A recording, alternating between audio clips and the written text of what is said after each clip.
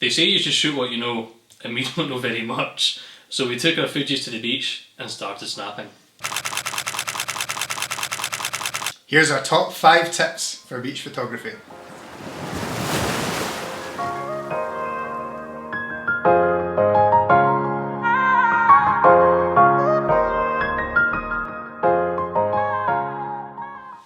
So tip number 1, as much of a pain as it might be, is just to bring a tripod. If there's low light situations like sunrise and sunset, this will allow you to have a slightly longer exposure and still get that really sharp shot without handshake. And if you're wanting to get the water trails coming in and out and get that smooth silky effect, a tripod is 100% necessary.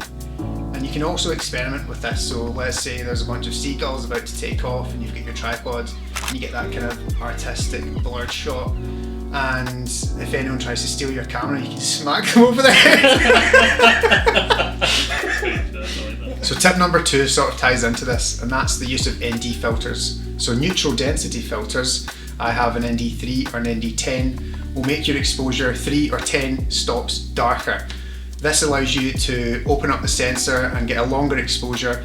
An ND filter can be the difference between an average photo and a great photo. Tip number 3, try and find something interesting to frame your subject. So this shot here of the lighthouse or the pier, I was using the grass growing around the dunes to frame the actual pier itself, and that just gives you the illusion of being drawn into the image. So you're not just seeing a boring bit of infrastructure, you're trying not to just make it a boring shot of a lighthouse or a bit of pier, you're using something to frame the image and draw the eye actually into the subject and provide a bit more interest. Tip number 4 is know your environment and play to its strengths. Living in the west coast of Scotland, we don't get very many good sunrises across the beach, but we get fantastic sunsets. And tip number 5 is just to take your camera with you. Don't put pressure on yourself looking for the perfect environment, the perfect time.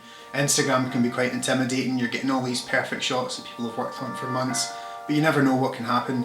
The light can change all of a sudden, and even if you're just going out practicing, if you can get used to your settings and dial them in, you'll be better prepared for next time when the conditions are better. So before you go, we've got a competition. Our first 100 subscribers will win a print of choice from any of the photos you've seen featured in this video today. Did that even make sense? Yeah. Will be entered. Did I say entered into a draw or something? I think so. Yeah, I must have. Cool. Whew, first video is a wrap. Yeah, boy!